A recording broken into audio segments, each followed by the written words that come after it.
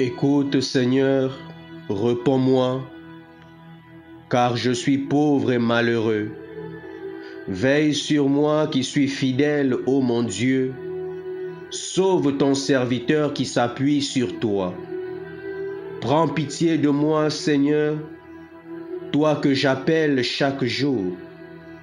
Seigneur, réjouis ton serviteur. Vers toi je lève mon âme.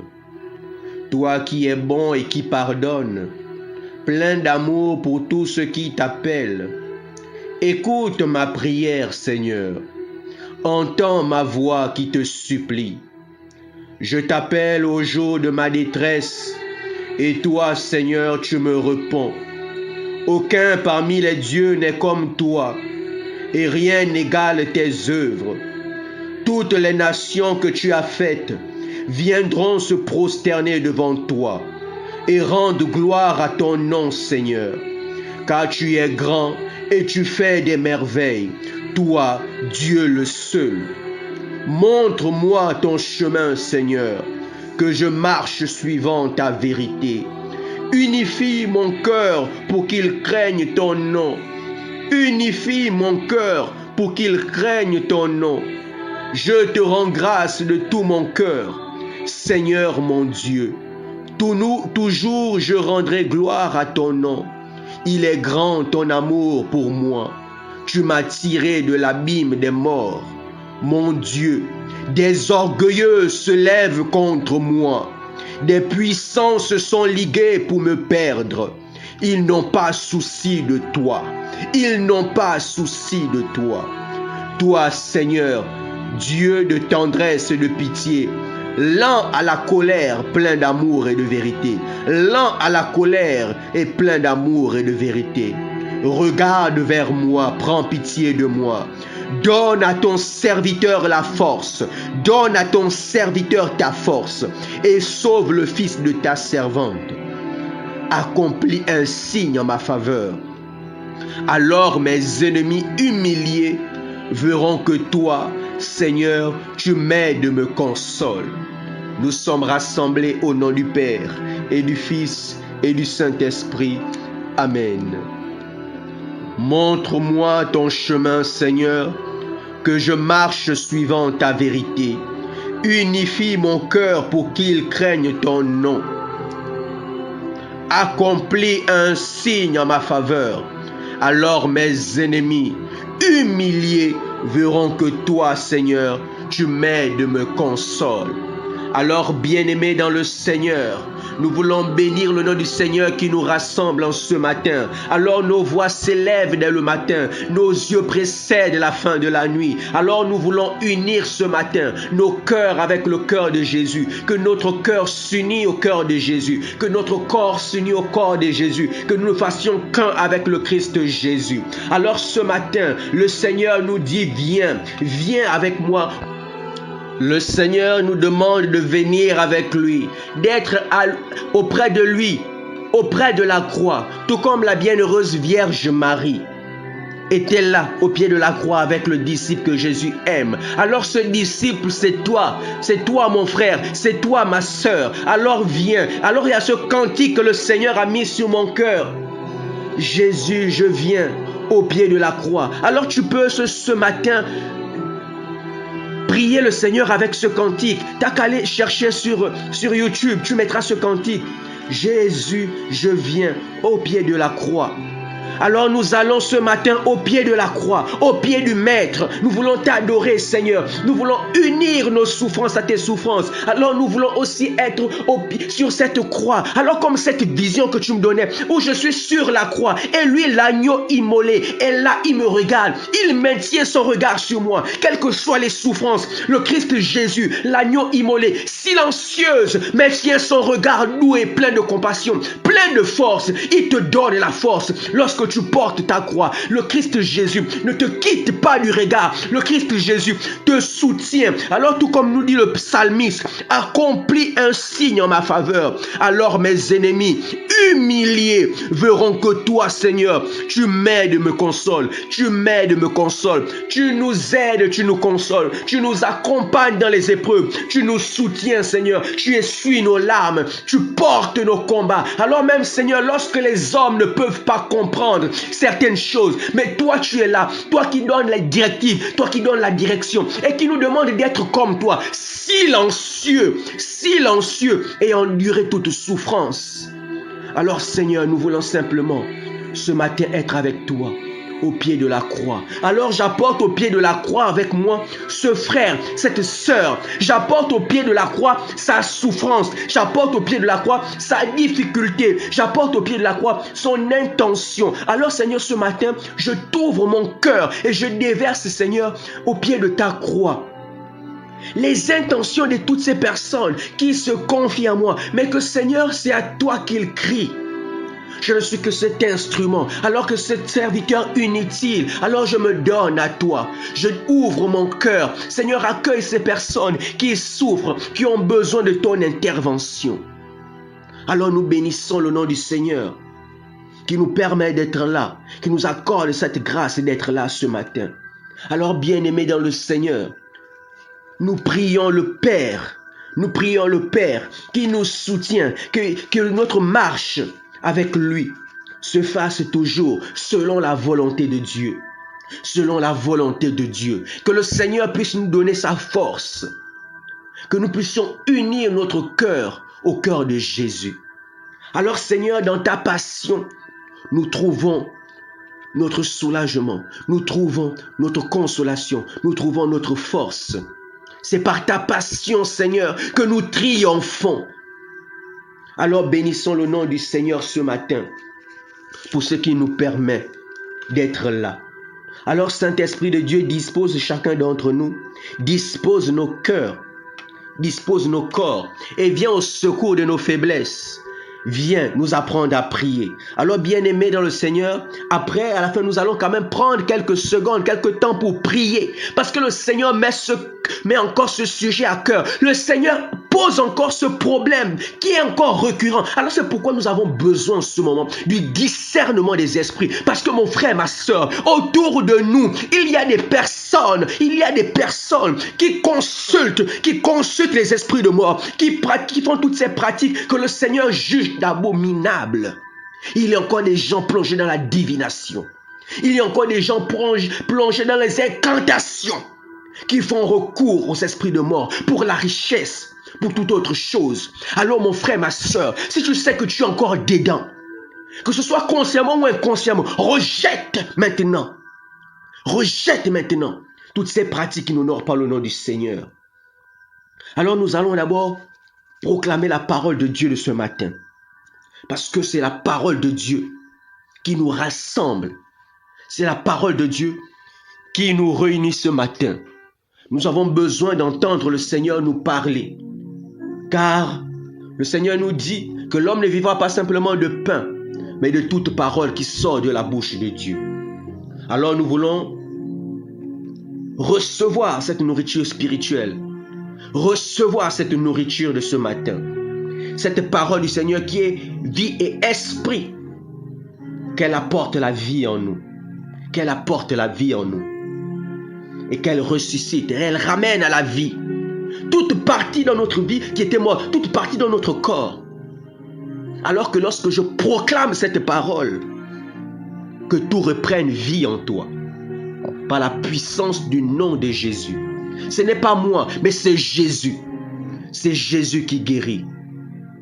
C'est Jésus qui guérit, mon frère, ma soeur. Ce n'est pas le fait que je prie, que je crie. Oui, je crie au Seigneur, mais c'est Jésus qui guérit. C'est Jésus qui guérit. Ne regarde pas ma personne. Ne regarde pas ce pasteur, ne regarde pas ce prêtre. C'est Jésus qui guérit. C'est Jésus qui délivre. C'est Jésus qui accomplit. Ce n'est pas par ma force, ni par mon esprit, ni par la puissance de ma prière, ni parce que je crie ce matin. Mais c'est Jésus qui guérit. Cela ne réside pas dans la longueur, ni dans la force, ou dans l'énergie que je dégage. mais c'est dans la puissance du nom de Jésus. Alors je peux dire un simple mot, mais Jésus. Je peux dire toute une tonne de fleuves de mots, mais Jésus guérit simplement. Alors nous voulons entendre le Seigneur ce matin. Nous poursuivons notre méditation de la parole de Dieu dans l'Épître aux Hébreux, au chapitre 10, du verset 32 au verset 39. Je proclame la parole de Dieu. Souvenez-vous de ces derniers jours où vous veniez de recevoir la lumière du Christ. Vous avez soutenu alors le dur combat des souffrances. Tantôt donné en spectacle sous les insultes et les brimades, tantôt solidaire de ceux qui ont traité ainsi. En effet, vous avez montré de la compassion à ceux qui étaient en prison. Vous avez accepté avec joie qu'on vous arrache vos biens, car vous étiez sûr de posséder un bien encore meilleur et permanent. Ne perdez pas votre assurance, grâce à elle, vous serez largement récompensés, car l'endurance vous est nécessaire pour accomplir la volonté de Dieu et obtenir ainsi la réalisation des promesses. En effet, encore un peu, très peu de temps, et celui qui doit venir arrivera. Il ne tardera pas. Celui qui est juste à mes yeux, par la foi vivra. Celui qui est juste à mes yeux, par la foi vivra. Mais s'il abandonne, je ne trouve plus mon bonheur en lui. Or, nous ne sommes pas, nous, de ceux qui abandonnent et vont à leur perte, mais de ceux qui ont la foi et sauvegardent leur âme. Parole du Seigneur, nous rendons grâce à Dieu. Alors bénissons le Seigneur pour sa parole de ce jour, une parole puissante, une parole de réconfort, une parole de rappel pour toi mon frère, pour toi ma sœur, pour moi aussi, pour tous les enfants de Dieu que nous sommes. Nous sommes invités à nous rappeler de la fidélité. On nous dit, souvenez-vous des premiers jours où vous veniez de recevoir la lumière du Christ. Oui, quand nous avons reçu le Seigneur, nous étions pleins d'enthousiasme, pleins de joie, pleins de vigueur, pleins de force, parce que nous avons goûté au Seigneur. Goûté et voyez comme le Seigneur est bon. Nous avons goûté au Seigneur, aux merveilles du Seigneur, à sa parole qui a jamais en nous, qui a eu une puissance. Le Seigneur qui a accompli des œuvres dans nos vies. Nous avons vu la manifestation de la gloire de Dieu. Nous avons vu le Seigneur opérer dans nos vies. Alors mon frère, ma soeur, nous nous sommes invités à nous souvenir justement de ces premiers jours où nous venons de recevoir la lumière du Christ. Nous sommes invités, mon frère, à continuer, mon frère, ma soeur, à croire en ce Jésus. Nous avons soutenu alors le dur combat des souffrances. Nous avons enduré les souffrances, tantôt dans des humiliations publiques, les insultes en public, les brimades en public, toutes sortes de discours. Nous avons enduré cela pour le Christ Jésus. On nous dit, nous avons soutenu alors le dur combat des souffrances, mon frère, ma soeur. Nous avons enduré tout cela. Nous avons traversé tout cela. Non seulement pour nous-mêmes, mais aussi nous avons été solidaires à toutes ces personnes qui ont enduré toutes ces difficultés. Mon frère, ma soeur, tout ça pour le Christ Jésus, pour notre amour pour Jésus. Nous avons choisi d'endurer les souffrances, de supporter toutes les difficultés, de supporter les humiliations, Tout comme le disait le psalmiste, le Seigneur accomplira un signe en notre faveur. Que le Seigneur maintenant, je déclare au nom de Jésus, que le Seigneur accomplisse un signe en ta faveur. Toi qui as été humilié, toi qui as été brimé, toi qui as été traîné dans la boue, toi qui as été humilié, tenu en spectacle devant les gens. Que le signe, je déclare au nom de Jésus ce matin, que le Seigneur accomplisse un signe en ta faveur. Alors tes ennemis humiliés verront que le Seigneur ton Dieu t'aide et te console,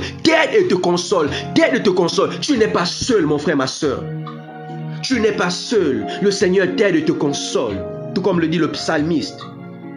Oui, la parole nous invite à rester forts, à continuer, à persévérer. Nous avons montré cette compassion pour les frères qui enduraient des souffrances. Toi-même, tu as enduré des souffrances, tu as tenu. Et ceux qui étaient aussi confrontés aux souffrances, tu les as soutenus. Tu as fait preuve de compassion, mon frère, ma soeur. Lorsqu'ils étaient en prison, dans les difficultés. Lorsque l'ennemi t'arrachait la joie, par un frère, par une sœur, par lui-même, alors tu as continué à espérer. Et la parole nous dit dans le verset 35, ne perdez pas votre espérance, ne perdez pas votre assurance. Grâce à elle, vous serez largement récompensés.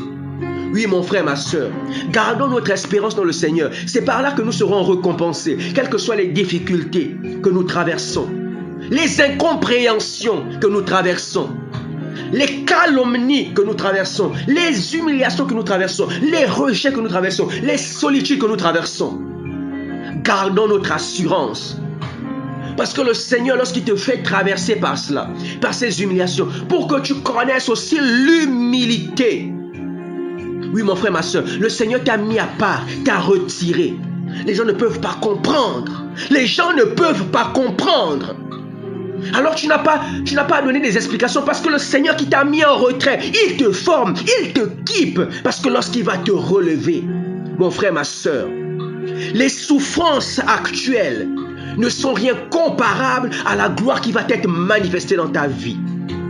Alors, glorifie le nom du Seigneur pour cette difficulté qui t'arrive. Ce n'est pas facile, mais il dit que Seigneur, tire ta gloire dans cela. Tire ta gloire dans ma souffrance. Tire ta gloire dans mon humiliation. Tire ta gloire dans mon rejet. Tire ta gloire dans ma solitude. Tire ta gloire dans mon célibat. Tire ta gloire dans ma maladie. Alors glorifie le Seigneur. Alors tu verras maintenant la main du Seigneur agir. Alors ne te plains pas trop. Les gens ne comprendront pas. Il y a souvent des frères qui viennent chez moi, je suis seul. Ils vont te dire, mais comment peux-tu rester seul? Comment peux-tu être encore là, dans la solitude? Comment peux-tu encore vivre seul, dans une telle maison? Parfois ça fait mal. Parfois ça fait mal. Mais comprends le plan de Dieu dans ta vie. Parce que le Seigneur a besoin que tu sois à part. Parce qu'il veut t'éloigner d'abord de certains discours, de certaines personnes. Il veut te plonger dans le secret. Tout comme disait cette sœur hier. Il t'emmène dans le lieu secret. C'est là où il te forme. C'est là où il t'équipe. Dans les humiliations, dans les pleurs, dans les larmes, dans les doutes. Oui, mon frère, ma sœur. Le Seigneur doit nous briser. C'est parfois difficile, mais je demande, Seigneur, brise-moi, brise-moi, brise-moi. Afin que je sois, quand tu vas me relever, cet instrument parfait pour accomplir ta gloire, pour manifester ta gloire. Non pas simplement en termes de puissance, en termes de miracle, en termes de prophétie, mais que je sois, que mon cœur, comme le dit le psalmiste ce matin, s'unisse à ton cœur, que je sois un reflet de Jésus dans ma vie. Que lorsqu'on me voit, on voit Jésus. Que lorsqu'on m'entend, on entend de Jésus. C'est cela, ce à quoi je soupire, au-delà de tout ce qu'on peut désirer comme charisme, comme don. C'est cela à quoi je soupire. Parce que mon âme où je suis maintenant, j'ai dépassé, le Seigneur m'amène à dépasser cette dimension de puissance, de charisme, de soupirer à ce qui est au-dessus. Parce que mon frère, ma soeur, tout cela va finir. Mais nous sommes invités à retrouver Jésus. Nous sommes invités à régner dans la haut. Nous sommes invités à être des saints dans la haut. Bien-aimés dans le Seigneur. Alors, ne perds pas assurance, car tu seras récompensé. Tu seras récompensé, mon frère, ma soeur. N'abandonne pas, quelles que soient les difficultés, la pauvreté, le manque d'argent, la stérilité, quel que soit ce que tu traverses. Il y a tout dans la Bible. Il y a des personnes qui ont vécu ce que tu as déjà vécu. Il n'y a rien de nouveau, mon frère, ma soeur. Tu n'es pas le seul, tu n'es pas la seule à souffrir de ce dont tu te plains. Il y a tellement de personnes. Des gens ont vécu cela déjà avant nous. Au temps même de Jésus, avant Jésus, ces difficultés existent. Alors lorsque tu es dans ta situation, ne crois pas que tu es seul. Il y a des gens qui traversent cette même situation. Et pire encore. Alors nous sommes invités à garder cette assurance. Et cette magnifique parole au verset 36 nous dit car l'endurance vous est nécessaire pour accomplir la volonté de Dieu et obtenir ainsi la réalisation des promesses. Oui, mon frère, ma soeur, l'endurance dans les épreuves, l'endurance dans les difficultés, l'endurance dans les humiliations. Les humiliations seront là, les difficultés seront là, mais nous avons besoin simplement de cette endurance pour accomplir la volonté de Dieu. Parce que sans endurance, on ne peut pas accomplir la volonté de Dieu. Parce que la volonté de Dieu sera accomplie dans l'âme, dans les difficultés. Jésus, regardez Jésus lui-même. Il est allé prier. Son âme était triste à mourir. Sa sueur est devenue du sang. Il a dit au Père, Père, si cette coupe peut passer loin de moi. Mais non, cette coupe ne pouvait pas passer loin de lui. Parce qu'il est venu pour cela. Alors, il avait besoin simplement d'endurance. Il avait besoin de force, du secours de l'Esprit de Dieu. Alors demandons le secours du Saint-Esprit, qu'il vienne. Jésus ne s'est pas dérobé de cela. Oui, la chair parlait. Mais il a dit, non pas ma volonté, mais la volonté de Dieu. Alors nous avons besoin de cette assurance. Nous avons besoin de la force de Dieu, de la force du Saint-Esprit. Bien-aimés dans le Seigneur, pour accomplir la volonté de Dieu. Non seulement nous allons accomplir la volonté de Dieu, c'est qu'il veut, mais on nous dit aussi que nous allons obtenir les réalisations, la réalisation des promesses. Oui, mon frère, ma soeur, lorsque tu vas endurer, tu vas obtenir la réalisation des promesses. Toutes ces promesses que le Seigneur t'a faites, tu vas recevoir cela. Alors, ayons l'endurance. N'abandonnons pas, mon frère, ma soeur. C'est à cela que le Seigneur nous invite ce matin. Et justement, c'est parce que les hommes abandonnent, c'est parce que les hommes fléchissent face aux difficultés, qu'il y a ce problème que le Seigneur encore révélait. Met encore le doigt ce matin. Cette pratique de ce que le Seigneur a traité d'abominable, mon frère, ma soeur, sur la magie, la divination. Oui, il y a des gens encore autour de nous qui pratiquent ces œuvres. Il y a même des chrétiens tellement assoiffés de la puissance qu'ils se tournent vers des pratiques occultes. Alors ayons le discernement des esprits. Demandons le discernement. Parce que mon frère, ma soeur, on veut tellement de manifestations qu'on n'a plus le temps de demander au Seigneur, est-ce que cela vient de lui? Pourtant, il a dit, demandez, sondez les esprits pour savoir s'ils viennent de moi. Oui, mon frère, ma soeur, il y a plein autour de nous. Mais nous sommes tellement dans la détresse que lorsque on nous offre une solution, on court, les yeux fermés. Bien-aimé dans le Seigneur, ouvre les yeux. Et nous allons lire cette parole, justement, dans Deutéronome, du verset 9 au verset 12, simplement. Mais tu pourras lire chez toi jusqu'au verset 23. On dit, lorsque tu seras entré dans le pays que le Seigneur ton Dieu te donne, tu n'apprendras pas à commettre des abominations que commettent ces nations-là.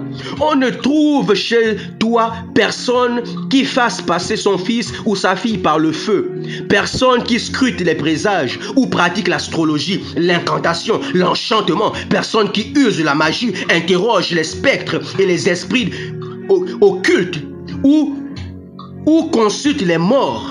Personne qui use de magie, interroge les spectres et les esprits ou consulte les morts. Car quiconque fait cela est en abomination pour le Seigneur. Et c'est à cause de telles abominations que le Seigneur ton Dieu dépossède les nations.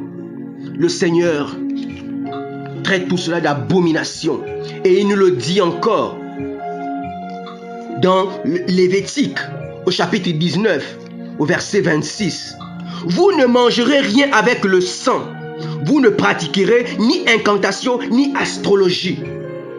Il confirme encore dans Lévitique, au chapitre 20, du verset 6.